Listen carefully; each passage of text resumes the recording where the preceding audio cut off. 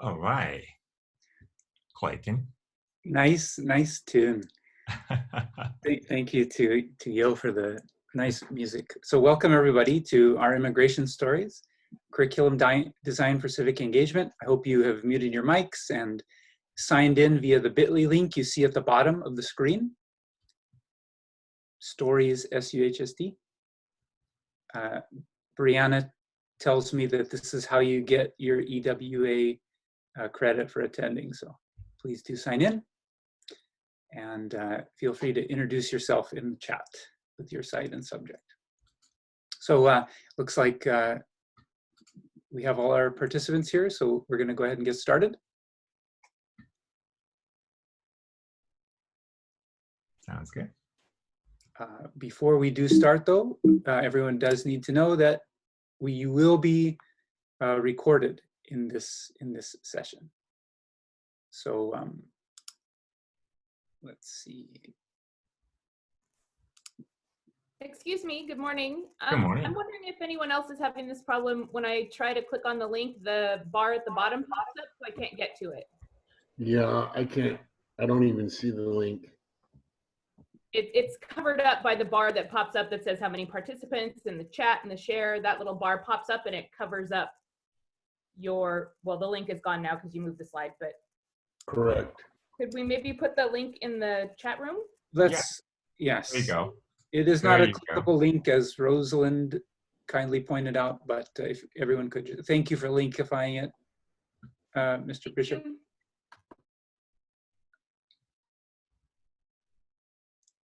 All right. So by participating in the session, you give your consent to be recorded. We are recording. And here are our session norms. Please use the chat function and make use of other participants' knowledge. Mute your mic when the presenter is talking. Keep your camera on when possible. It's nice to see everyone's faces. We're a small enough session that you can see everyone. And if you're having Wi-Fi issues, you can turn off your video and just listen to the audio. Any other technical problems? Brianna says that there is a help desk at the Sketch that you can interact with. Are people still having trouble accessing the link? I'll take care of that. So go ahead, Clayton. All right. Yes, link difficulties. It is case sensitive. Make sure that stories is capitalized and SUHS. Yes, when I click on it, it's not. It doesn't do anything. Okay. I'm gonna go grab the correct link and shortly, and then put it on the chat box. Thank you for your patience. Okay. Can we introduce ourselves first? We should. Okay, then let's give the objectives for our session. These, as you signed up for the session, and these are the objectives that we gave when we advertised it, so it will be as advertised.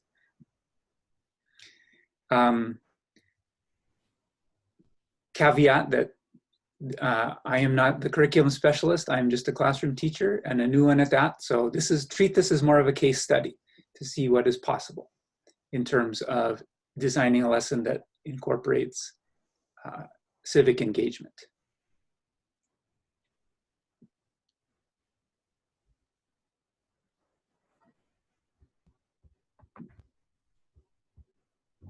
Okay, and so you'll see the third objective there is not something we advertise, but we'd like you to begin brainstorming ways to promote civic engagement in your own curriculum. hopefully this will give you some inspiration. Okay, so our agenda will be as follows. We'd like to first start with the why. Why is civic engagement important? We'll talk about this, the Monterey County Constitution Project Civic Innovation Grant that this project was funded by. From there, we'll talk about the immigration unit.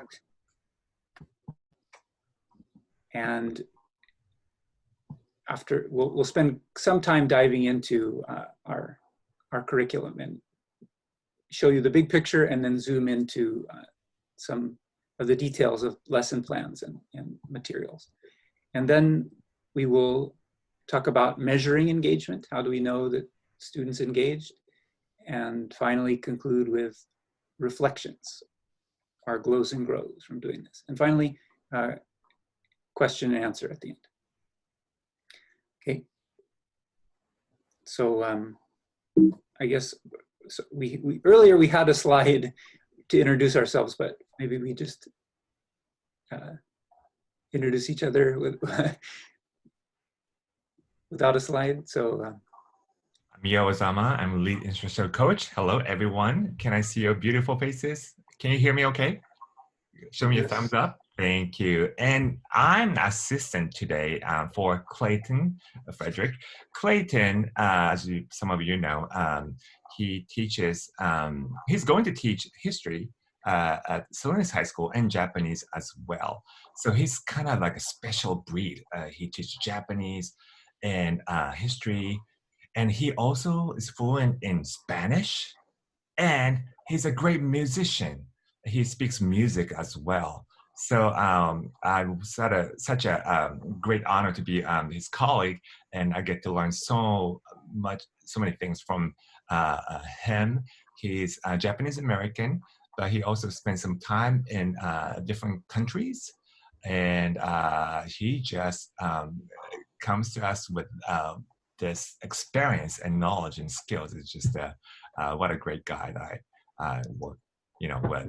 So Clayton Frederick, yeah, you rock. thank you.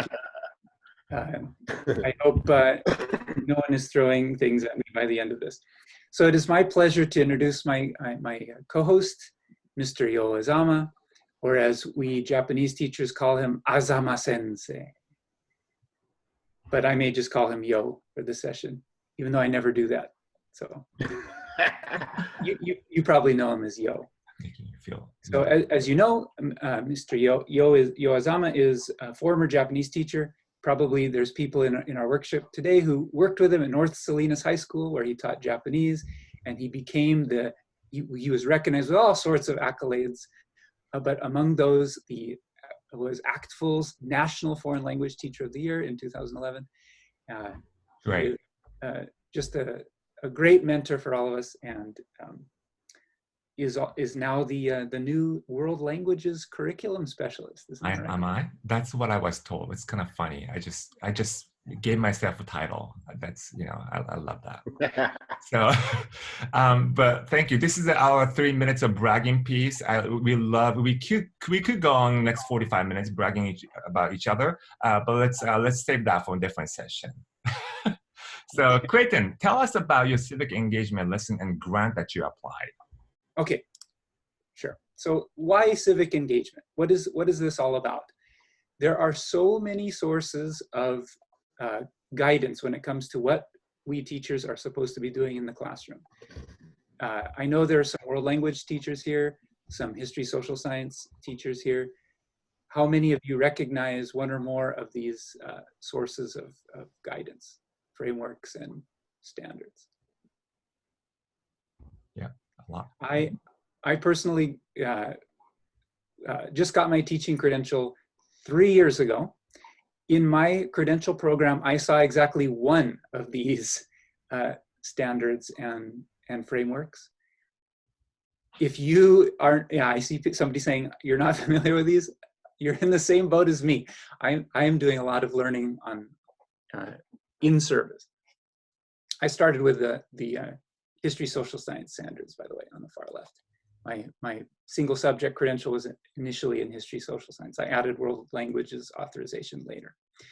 But we have all of these sources, and they are all moving in a direction. They all are pointing us towards student-centered classrooms where students engage in communities. They're not just passively accepting knowledge, but they're actually producing something. They're engaging with communities. So, for instance, we have the C3 framework from NCSS. If you want to know more about this, Mark Gomez, the curriculum specialist, will be doing his own workshop tomorrow morning. But this is a source of guidance for civic engagement. The quote is from Sandra Day O'Connor, right? We have to teach. If we want to live in a democratic society, we must nurture citizens of a democratic society. So what do students do in a student-centered classroom? They pose questions, compile and analyze primary sources, ponder and weigh different perspectives, build and support their own interpretations of history. So that's what this is trying to get students to do. And why do we want to do this? I'm preaching to the choir, I think, but we have an engagement problem in this country. Take a look at this map. If did not vote were a candidate in the last presidential election, guess who would have won all of the electoral votes? So what does that tell you about engagement? And in particular, the issue that we're focusing on in this unit, immigration is extremely relevant to students. Does anyone listen to the podcast, This American Life? They won a Pulitzer Prize recently for their reporting on the Trump administration's Remain in Mexico program, upheld by the Supreme Court recently in a landmark ruling. So extremely relevant issue for students in our community. Okay, so how are we supposed to go about this? The new framework for history social science has tons of examples of ways to bring civic engagement into classrooms. I taught US history last year. This unit that we're going to be talking about was done in a classroom of Japanese 3 and Japanese AP students. That's juniors and seniors who are doing US history and US government. So in history, the framework recommends that students conduct oral histories with their families or community members, and that's exactly what we're having them do in this unit. So that I talked a bit about the history piece, but also world language teachers will know that communication is important as well. Would you like to say a few words about the? Oh, sure, yeah.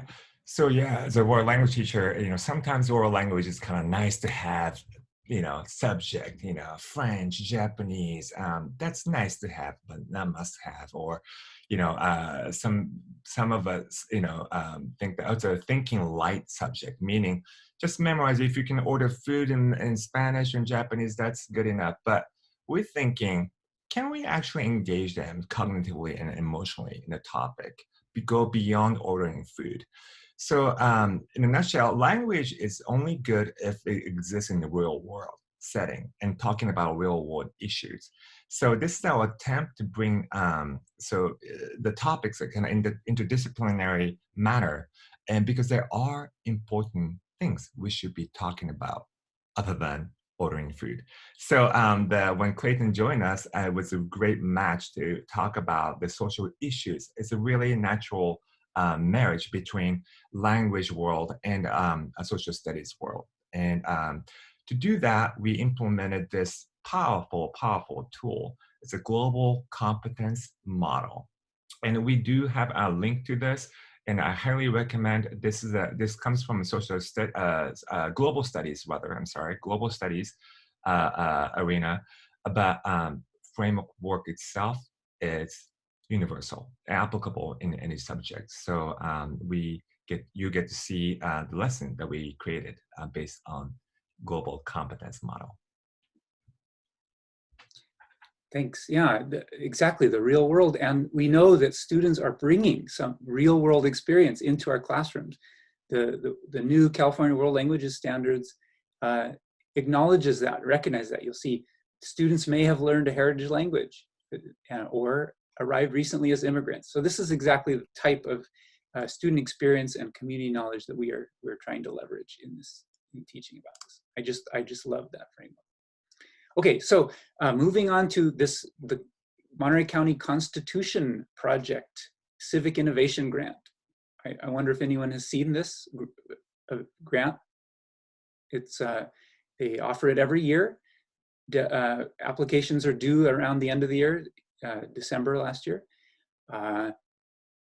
The single maximum grant award is $35,000, and that isn't the total program budget. They award multiple, 6 or 5 figure grant awards. So it is worth applying for this. If you go to their page, you can see all of the different grant recipients, and it is just districts throughout the county. But was proud to have brought in some money to our district 2 years ago. So please do apply, and Dr. Elliman at the County Office of Education can give you more information. So now that we've gotten the why and how out of the way, let's talk about this unit. I am honored and humbled to have taught this unit. It was great, but I can't take full credit for doing it. This is something that Yo was doing long before I ever started teaching. Would you like to talk about the origins of the unit? This topic, yes, immigration unit, yes, it was a touchy subject, and I avoided it for many years. I didn't want to talk about it. I didn't want to hurt anyone's feeling, making people uncomfortable.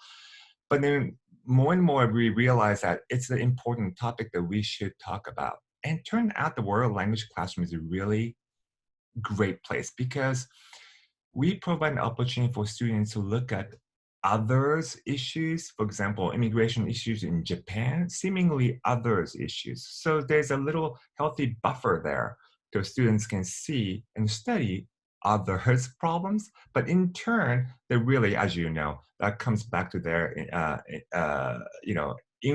their personal experience. And so with that, we started a lesson by exploring Japanese Americans' immigration experiences.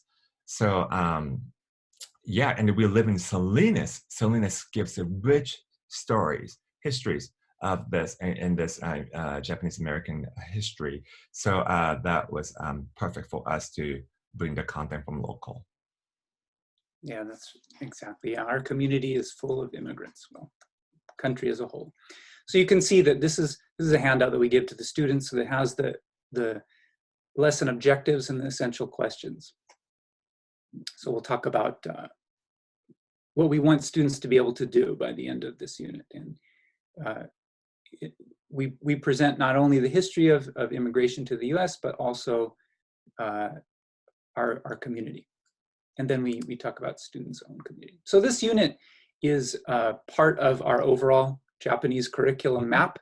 As you can see, this is if students stick with us for 4 years, this is the curriculum that they will get. So as you can see, Unit 16, Level 3, used to be called Travel, and students learned about how to navigate through a town and whatnot, which was great. But we thought about there's an aging population in Japan, old people, more old people in Japan, and some rural towns are closing, and the real issue is happening. So depopulation was an issue. So we approach each topic in the parentheses are the social issues or social justice issues that we kind of implemented mindfully. Mm-hmm.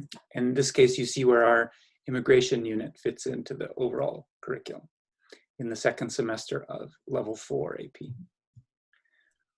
Okay, so this is a list of performance assessments. These are summative assessments, or formative and summative assessments that we use to measure students' learning, and it gives you an idea of what we do in the unit.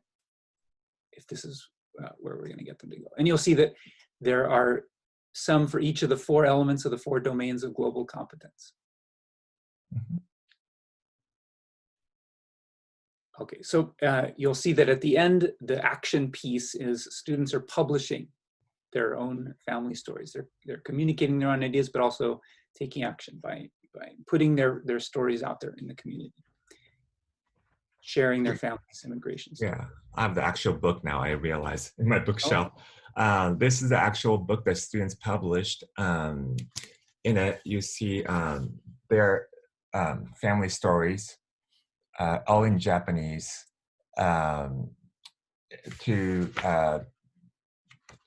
so that they shared this with Japanese students to really, Japan is experiencing massive immigration from Asian countries, and they are becoming multinational, multicultural country really fast. So this book's intention is to really help students in Japan to understand about immigration experiences, so that students in Japan can relate to those people who are newly arrived to their countries.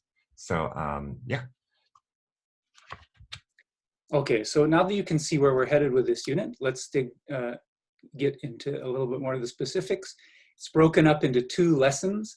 At first, on the left-hand side, you see the life of immigrants past and present piece, where students learn about the history of migration of Japanese immigrants to the United States and their Japanese American descendants and the struggles that they faced throughout the 20th century.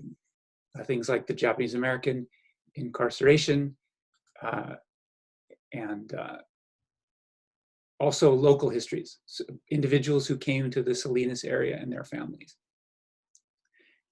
And then we move on to lesson 2, which is zooming in on the road to Salinas. So students are learning about the history of their fellow classmates. Actually, we'll show you later how we changed the curriculum to focus on some community members and their immigration stories before we ask students to start talking about their own immigration stories and compare and contrast immigrant experiences. Okay, so this is our overview. Let's look at some particulars. Here's some slides that students will see. They're actually learning history and social studies content in L2. L2 is second language for you history, social science teachers.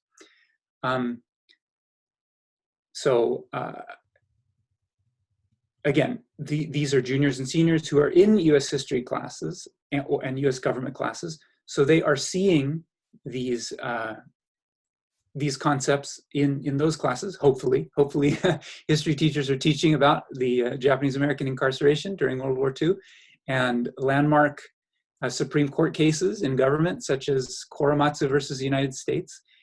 We updated it this year to talk about the Trump v. Hawaii landmark decision, where the Supreme Court finally repudiated its decision in Korematsu versus the United States and says that is no longer part of jurisprudence in the United States.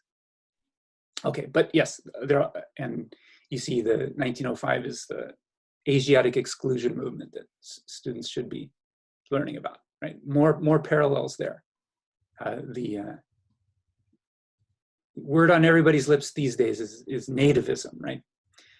Okay, so here that's lesson 1.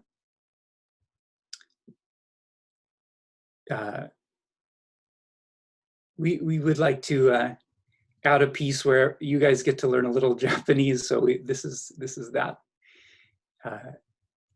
Again, students are learning the history content in a second language. So, for instance, the key word here is imin. How do we say immigrant or immigration in Japanese? The word is imin. So maybe if you'd like to take a Japanese word away from our presentation today, this is it. So, but let's break it down. What does "e" mean? Let's take a look at the etymology. E, it's two pieces, E and mean. The first character, E, kanji character, is the verb utsuru, which means a verb meaning to move from one place to another. And min is a word that means the people, folk. So for instance, minshu-shugi, which means democracy.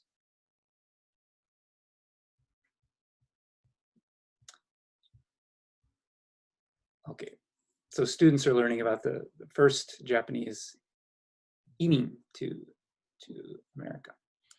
And then some of you might think that can they read those things in English, understand it? But as you all know, learning a language is really putting ourselves in others' shoes to see the world from different points of view.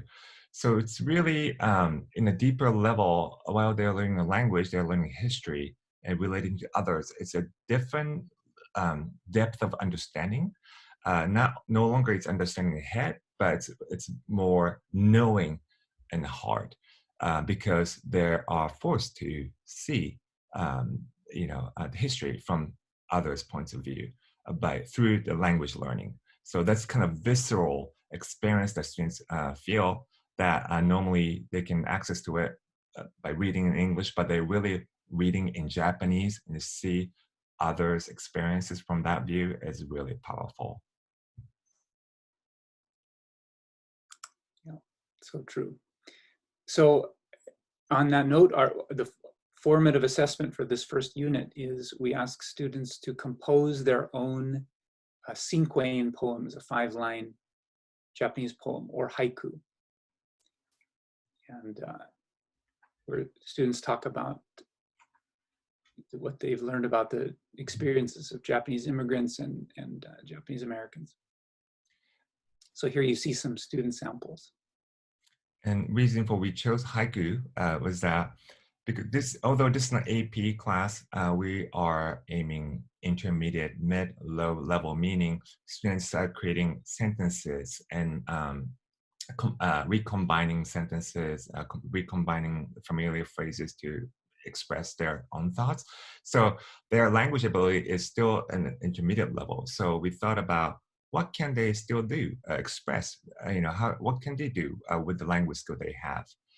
And for that reason, and also we wanted to provide an opportunity for them to show their understanding through art, which is in itself, it's another language. So we chose haiku for this formative assessment. And Clayton, didn't you say you had shared this haiku in school that made posters? That's right. So in this case, we were able to, I'll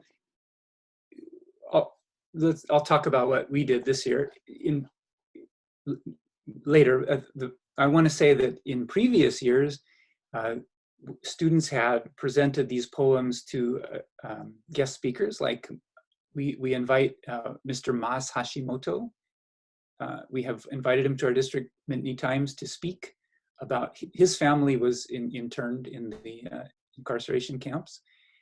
Fascinating story about his family. And our students would read their poems and he would get to hear it. So they had an authentic audience. And so we had done that in the past. This year, we actually had the students publish in a book. I have it here. And this is a collection of all of the students' different poems from across the district. Oh, that's kind of hard to see. But we donated a copy of this to the Japanese American National Museum when we visited during our field trip. So I'll talk about that later.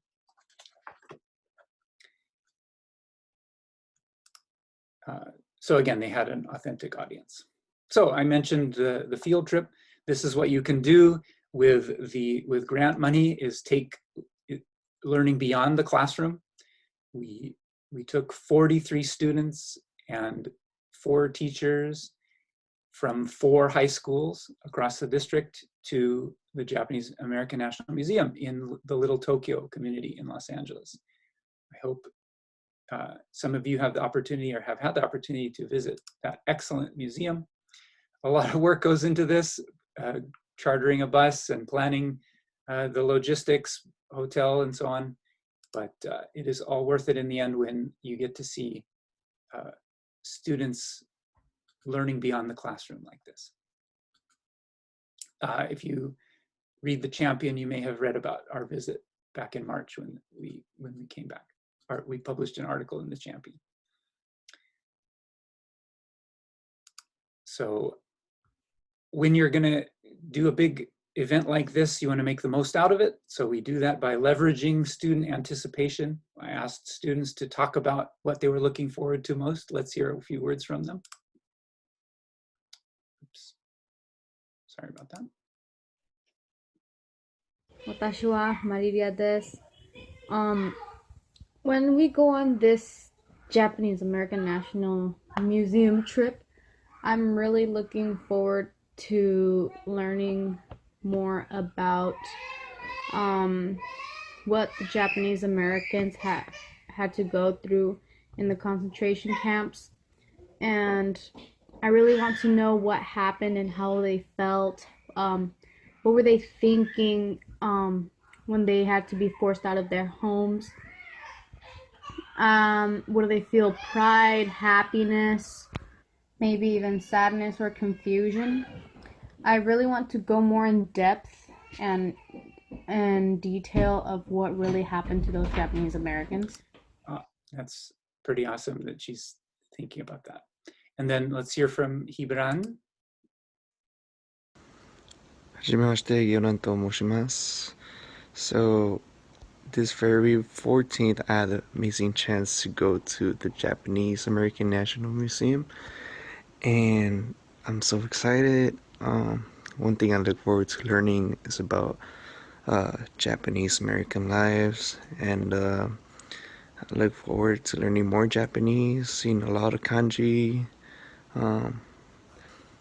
So the Japanese immigration history, I personally relate to it because my parents came from Mexico. They immigrated from Mexico into the United States, and just like Japanese, they face a lot of racism.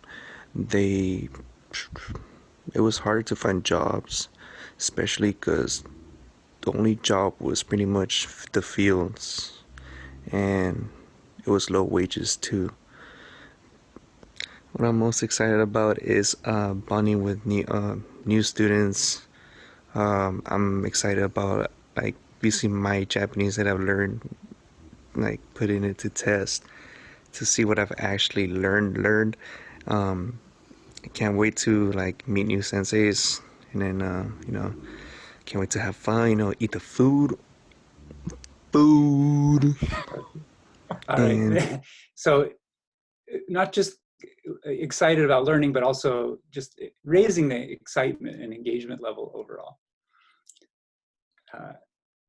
It's great to be able to go beyond the classroom to do that for our students. Okay, so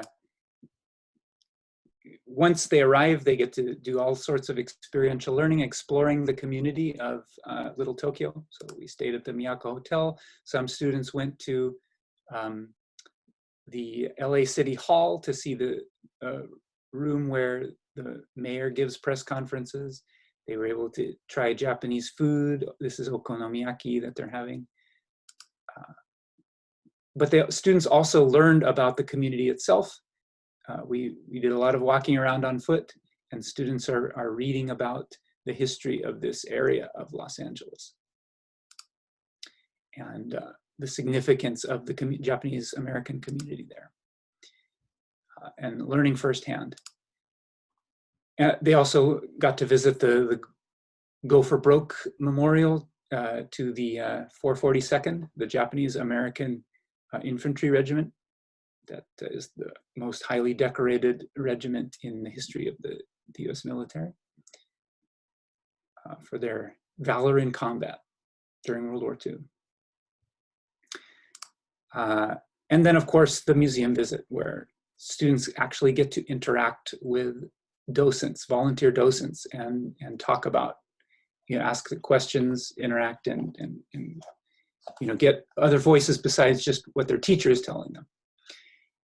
This gentleman here in the purple vest, we received our copy of the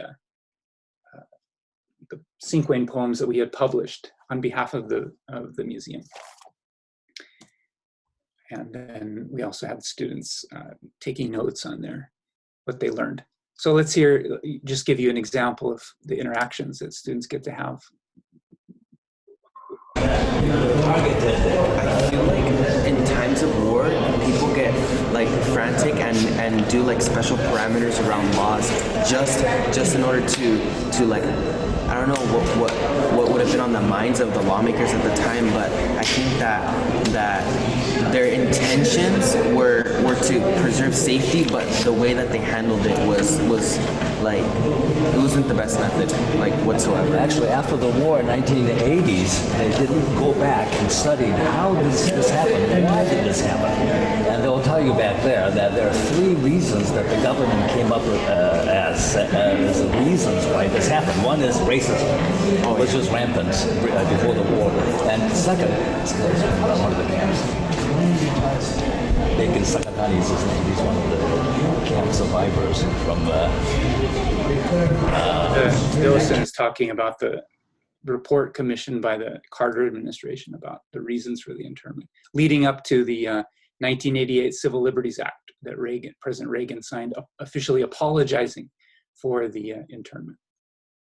But you get to see that they got to have a bit of an in-depth discussion there. And what did students take away from all of this? Well, let's see it in their own words. We kind of wanted them to lead them in this direction, but you see them wanting to dig deeper into their own family story, but also learning about the details of what the specifics of the experiences of Japanese Americans. Making connections, personal connections, and basically just having a great time. So on the bus ride back, we had them filling out a Google form, reflecting on what they learned, what they took away. And this is important because we want them, we visited the visit was February 14th and 15th, just in time for the Day of Remembrance. This is the day that Japanese American community observes the issuance of Executive Order 9066 by President Roosevelt. So every year there is a special event that the museum hosts to commemorate this and invite community members. So our visit coincided with that. But yes, so it's February, but when students come back after that, we want them to be excited about the next lesson that they're going to be entering, which is where we start to focus on our community in Salinas and our community members' experiences and knowledge. So in this lesson, you see we are getting to questions like, why are people immigrating? What is life like for immigrants in the new country? And then describing the details of some local families like the Kasegawa family who lived in Santa Cruz, Monterey County area. And then the second cycle of this lesson is where students we need to model for them, of course, how to talk about their own immigration experience in a second language. So to do that, this is where we incorporated some new materials, revamped this part of the unit where students are learning about their predecessors in the program. So for instance, this is an alum of North Salinas High, isn't that right? The Nguyen Hernandez family. And learning about his parents' immigration story. His father's from Vietnam, his mother was from Mexico.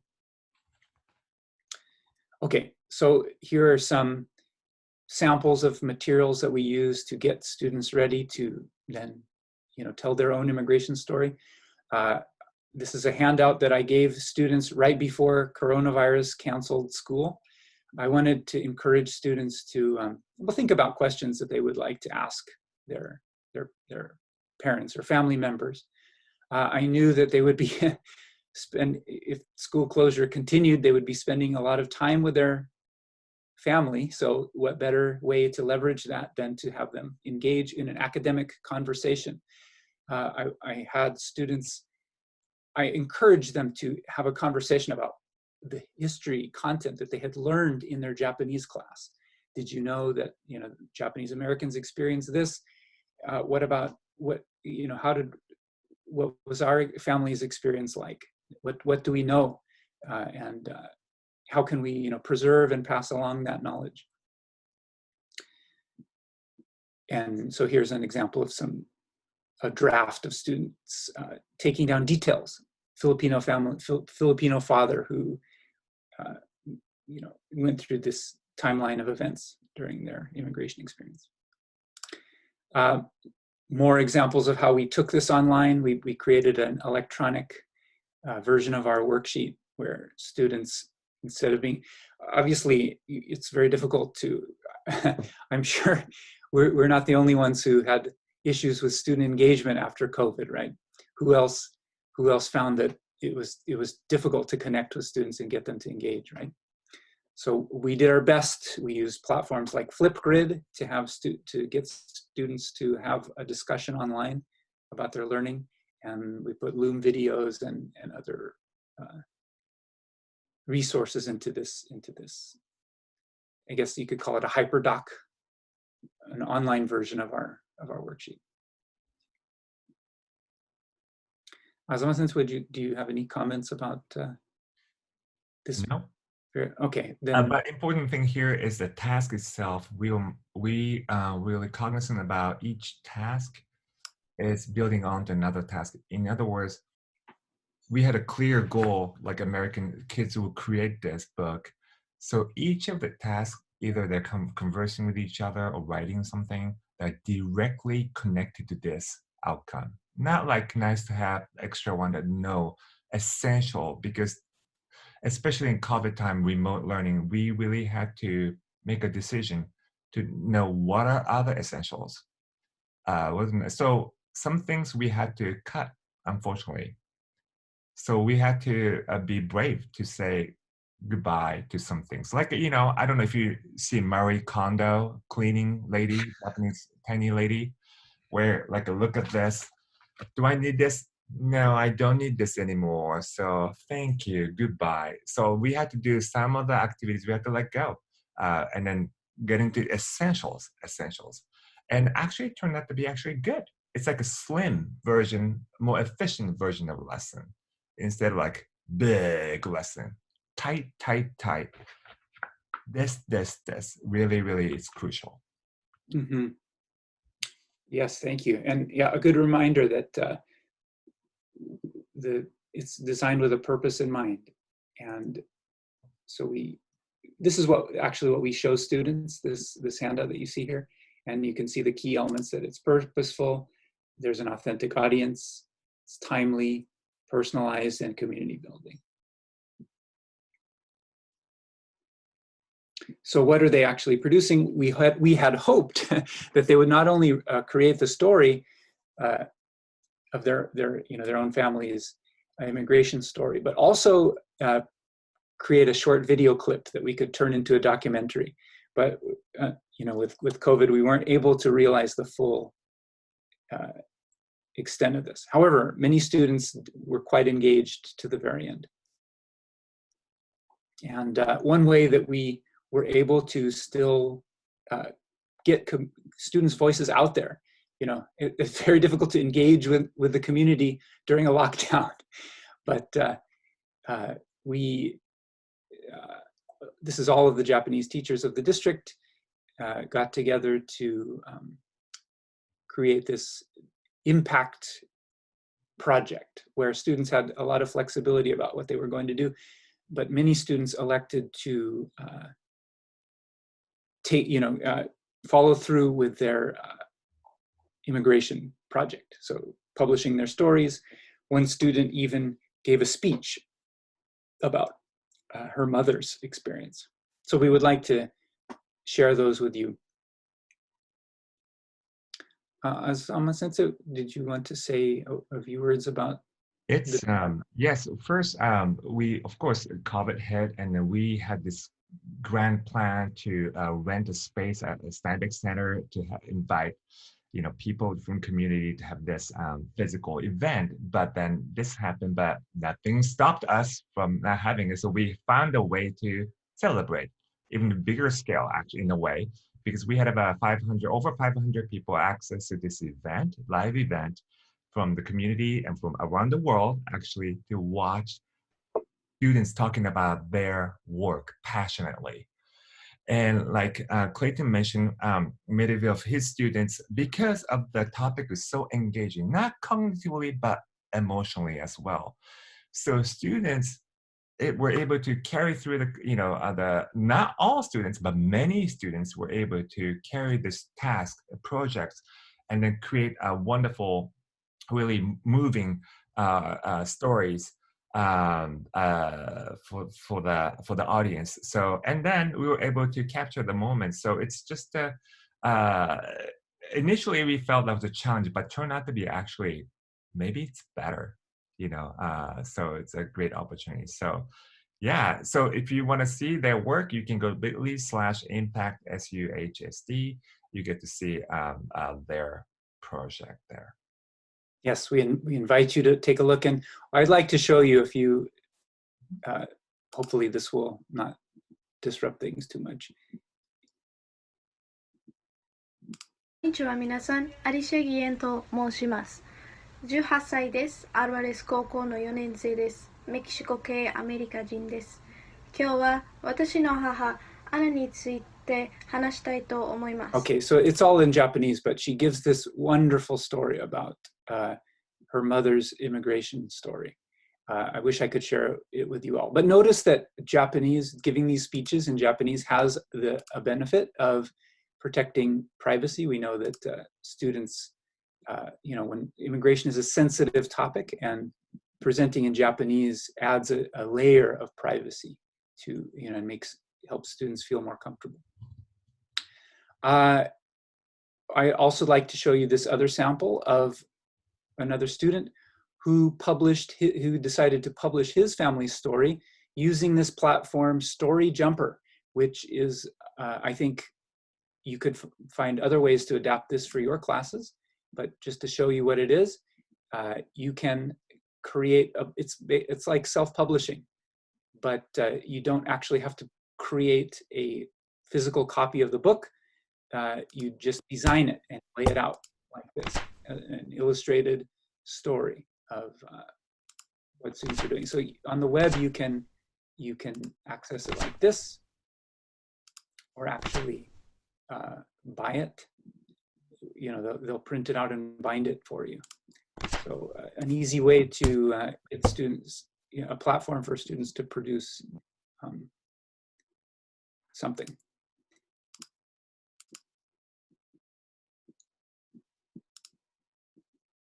In the past, we had, Azama mentioned that we actually buy it now. Compiled student stories together. To make lots of money. I think somebody asked about how to get a hold of a copy. Yeah. It is, you can. It's only, there's one review, someone reviewed it. That was a parent, I know, parent, but it is great to have an electronic version like Clayton shared, but I must say the paper version is also great too. Something tangible, something that they can, touch and feel it. It's just another alternative. And that is fantastic. I'm sorry, but that's just fantastic. Right? Thank you. No, don't stop. I think so too. I love the nice shout, from the somewhere from the air. Thank you. Yeah. So do it, and if I could do it, and logistically, what we did was students wrote it, and then their essays and provide their pictures and whatnot, and then made a PDF file. All I did at the teacher's end was so easy. Go to create space and upload the PDF, and they copyrights everything for us. And that's it. And yes, and then we don't make money at all. Actually, I spend more money. I bought like 30 of them as a gift to students when they're graduating. So like, I gave it to them. So that was a little bit, yeah, money I spent, but it was worth it. They worked so hard on it. But other than that, it's just great for students to see, oh my God, someone bought it in Japan. Yes, you are famous. It's just great, you know. Well, what you guys created here is just fantastic. Oh, thank you. Thank you. Thank you. Yeah, Clayton, awesome. Well, and if money is a concern, that's what a grant is for, right? That's right. Apply. But again, whether you use CreateSpace or StoryJumper.com, that's free platform. Mhm. So, you know, again, we're not paid for endorsing these platforms, but we did make use of them. Okay, so moving on to how do we know that students took something away from this? Yeah. So we implemented the single point rubric, and we're all used to using rubric, but I've been loving the single point rubric for a reason. As you can see, the middle part criteria, it's set, but left grow and glow section, that's something you write with your students in front of you. And it worked perfectly in a remote setting. Usually, traditional rubric has all the grids filled out. And then, yes, it's powerful. Students know what to do to move up. Yes, in that sense, it's really helpful. But this single criteria, one is right in the middle, and it shows what they're expected to do and scale 1 to 5. And then you sit down with the students and talk about, in the first criteria, social impact. What do you think about your social impact was on your project? Students will say 3, and why? And then students, you and the teacher discuss and write down what areas they need to grow, what areas they glow. So that's really, it gives us a platform to talk about the quality of the project, other than they're just trying to meet what we expect them to do. So and then at the end, what you don't see here is a reflection part, and what do you have to do next? You know, the bottom part is so powerful. Notice the language that reframed it. What am I most proud of? So ask students what they're proud of this project, and then you get to hear wonderful, wonderful things from our students. On the left-hand side, you see students' reflections. So those are things that real feedback that students give themselves, you know. So I highly recommend considering using the single point rubric, in addition to the rubric that you may have already. Yeah, it was a great tool to promote student reflection and to kind of, you know, it's not just entirely self-reflection, because the teacher you have a conversation about the student about their own reflections. And during the COVID time, the COVID didn't stop us from learning. 238 projects were submitted, and on different topics from all 5 schools and the Monterey High School as well. So we kind of adopted their Japanese program as well. So 6 schools participated in the event.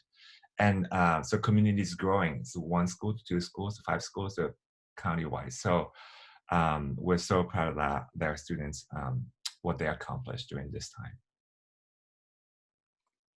Okay, so again, so kind of bringing this full circle, we take a look at how this one unit fits into a larger curriculum of social justice issues and global competence, right, for our students. So I know in this group, some of you are social studies teachers, some of you are art teachers or science, math, or world language teachers. I think our takeaway here is to have this opportunity to learn from the interdisciplinary approach to this. World language areas, we usually shy away from those social issues or complex issues. Simply to put, world issues, every issue is complex. It requires more than one single answer to solve. But we're so grateful that we were scared to tackle these issues, but at the end, you could see, as many students said, I always like Japanese anime, you know, blah, blah, blah. But now I feel closer to Japanese people. I did not know they were experiencing poverty issues in Japan. I did not know they have immigration issues in Japan. I feel much closer, and they are able to build a deeper connections. Yeah. Okay, so in closing, we'd like to give everyone the opportunity to, before we offer our closing thoughts, we want to introduce this self-evaluation tool, especially for world language teachers who are going to be promoting global competence among their students. This tool allows you to evaluate your own practice. To what extent are you a globally competent, global citizen, and how are you promoting that in your classroom? So we invite you to, we only have 4 minutes left, but we invite you to take a look at this tool to self-evaluate and reflect on your own practice.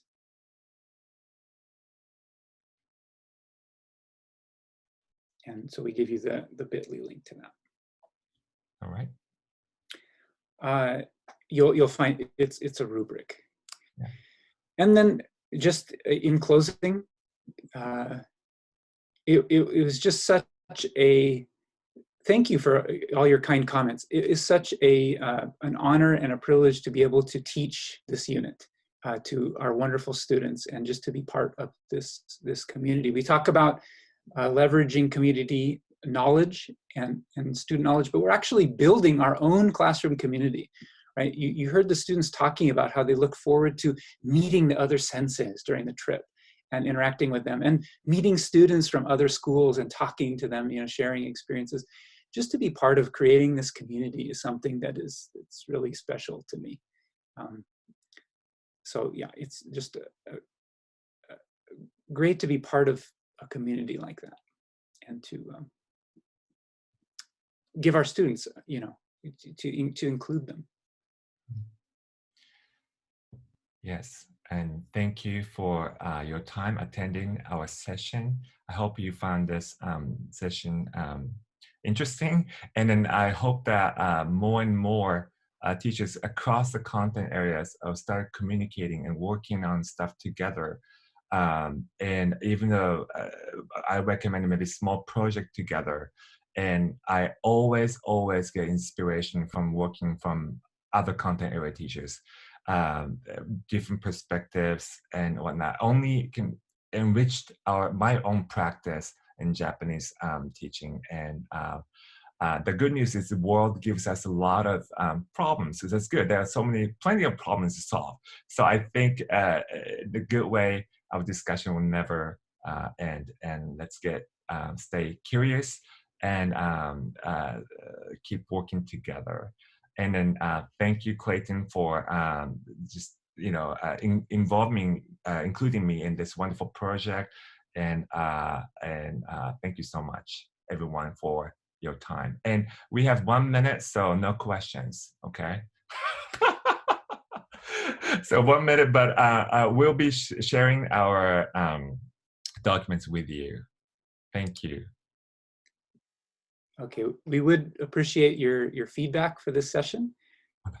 We have included a link to the a bit.ly link to the evaluation form. That's right, librarians are in too. Hey, you're a great resource.